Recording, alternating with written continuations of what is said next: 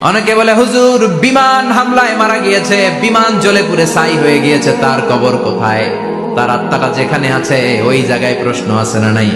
অনেকে বলে হুজুর সাগরের মধ্যে পড়ে মারা গিয়েছে, তিমি মাছ খেয়ে ফেলেছে, তার কোনো অস্তিত্ব নাই, কিন্তু তার রুহুটা আছে না নাই? প্রতিটা রুহু সংরক্ষণ করে কে? প্রত্যেকটা আত্মা আল্লাহর কাছে সংরক্ষিত থাকে। প্রতিটা রুহু, প্রতিটা মানুষ মালাকুল মাউতকে দেখতে পায়। আপনিও দেখবেন, আমিও দেখব।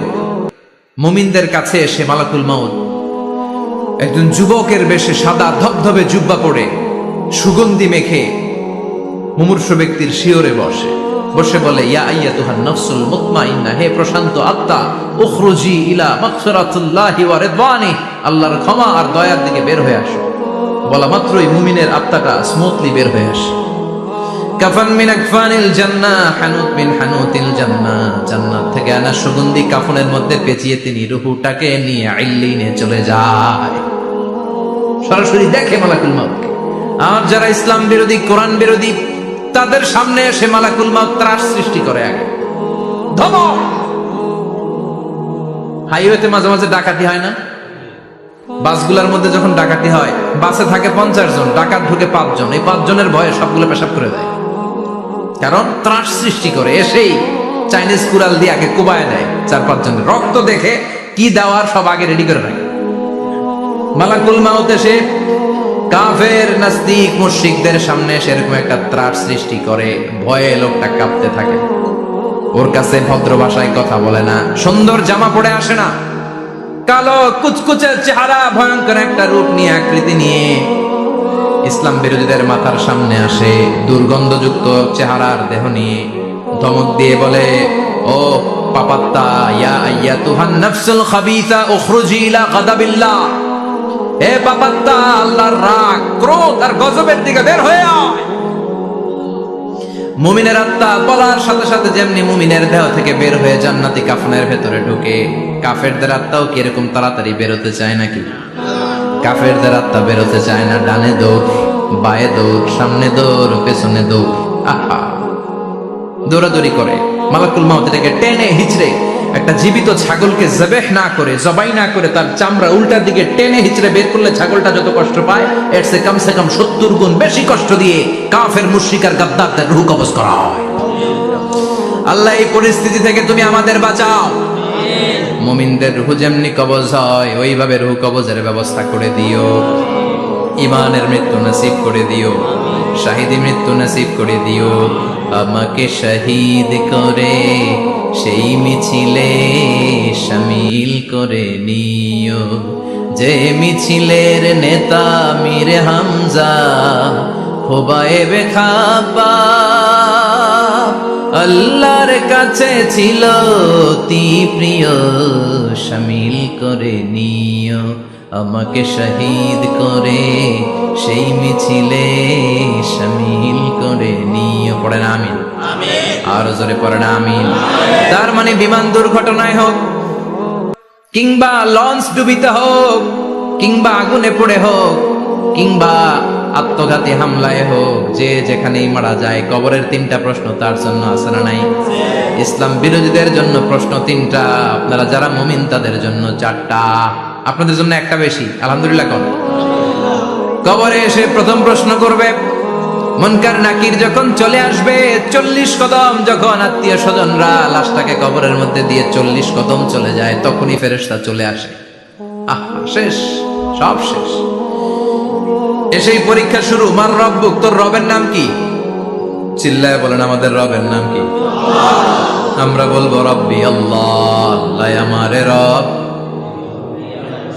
দমে দমে তনু মনে তারি অনুভব। পড়েন, আল্লাহ আমারে রব। তোমার দুনিয়াতে আমি যেদিকে তাকাই, অথই নিয়ামাতে ডুবে আছি সবাই। পাখপাখালির গানে শুনি তাসবিহ কল রব, তাসবিহ কল রব, আল্লাহ আমারে রব। প্রথম প্রশ্ন, তোমার রব কে? আমরা বলবো আমাদের রব আল্লাহ। দ্বিতীয় প্রশ্ন, ওমা দীনু, তোমার ধর্মের নাম কি? আমরা কি বলবো?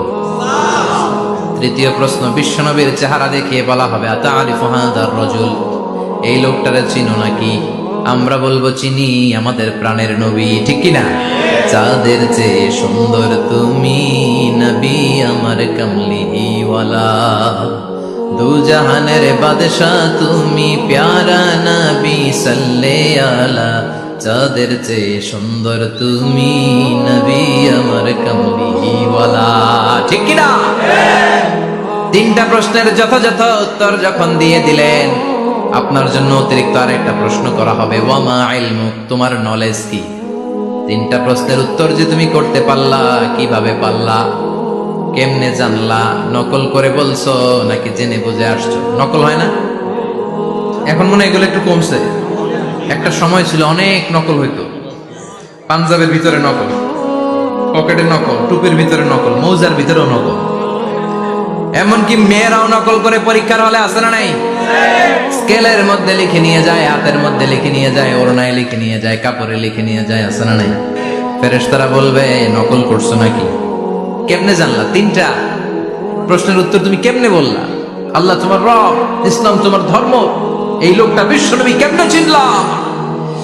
আপনাকে তখন বলতে হবে আমি কোরআন থেকে শিখেছি, আমি হাদিস থেকে শিখেছি, আমি ইসলাম জেনে বুঝে মেনেছি, আমি আন্দাজে কোথাও ঘুরি নাই। চিল্লা এখন ঠিক কিনা?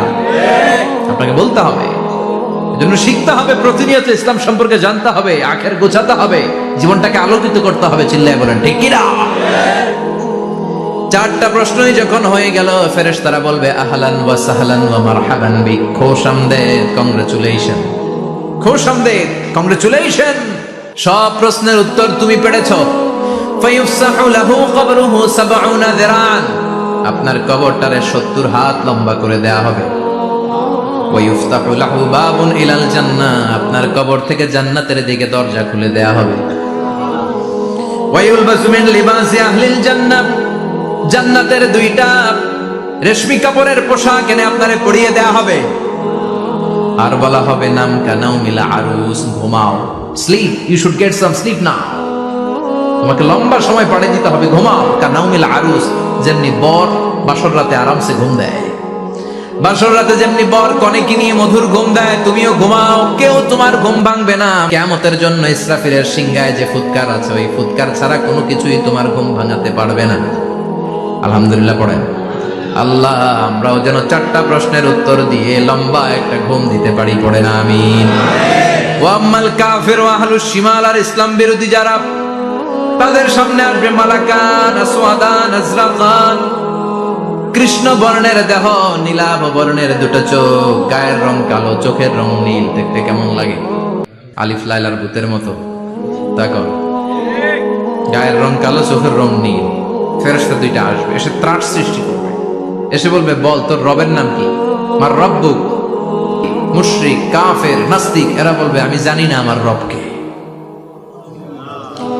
আমি জানি না, আমি তো আজীবন শুধু চেয়ার করেছি, মদ খেয়েছি, আমি ধর্ষণে সেঞ্চুরি করেছি দুনিয়ার বুকে, আমি টেন্ডারবাজি করেছি, চাঁদাবাজি করেছি, আমি মাস্তানি করেছি, আমার দাপটে এলাকার ইসলাম প্রিয়রা বাসায় ঘুমাতে পারে না।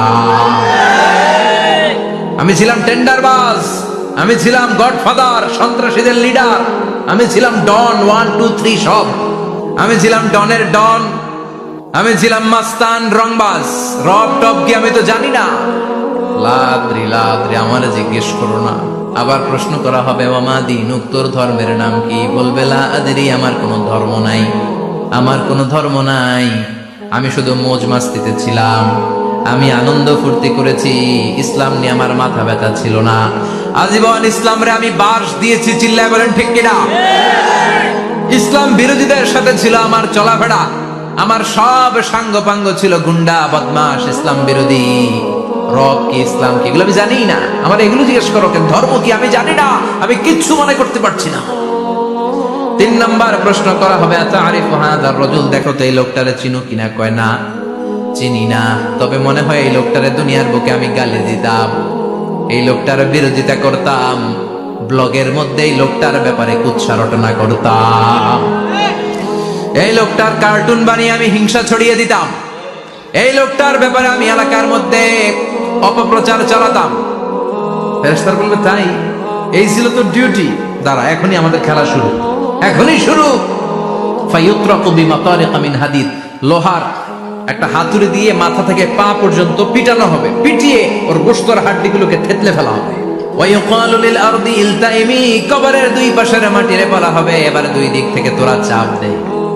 চাপ দেয়া হবে, ধাক্কা ধাক্কি করেও সে সুবিধা করতে পারবে না। মাটি আস্তে আস্তে আস্তে আস্তে দেহের দুই দিকে লেগে এমন জোরে দুইটা চাপ দিবে, ফাতাখতালিফা আদলাউহু, তার ডান পাশের পাজরের হাড্ডি বাম দিকে ঢুকে যাবে, বাম দিকের হাড্ডি ডানে চলে যাবে। বিশ্বনবী বললেন এই হাতুড়ি দিয়ে পিটানোর শাস্তি, কবরের চাপ দেওয়ার শাস্তি চলতেই থাকবে হাত্তাল কিয়ামা, কিয়ামত পর্যন্ত। আল্লাহ এই কবরের শাস্তি থেকে আমাদের বাঁচাও। আমরা এই আযাব পেতে চাই না, আমরা যেন ঠিকভাবে কবরের 4টা প্রশ্নের উত্তর করে দিয়ে লম্বা ঘুম দিতে পারি। আল্লাহ তুমি তৌফিক দাও।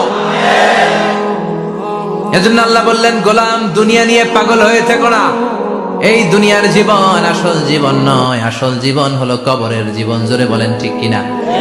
এই জন্য মাঝে মাঝে কবরে যাবেন, কবরস্থানে দাঁড়িয়ে চিন্তা করবেন এই জায়গায় আমারও আসতে হবে। দিন যাবে, রাত আসবে, বৃষ্টি হবে, শীত আসবে, কেউ আমার দেখতে আসবে না। একা থাকতে হবে, একা, বড় একা, অন্ধকার, বড়ই অন্ধকার। ওই কবরের জীবনের সামান গোছানোর দরকার আছে না নাই?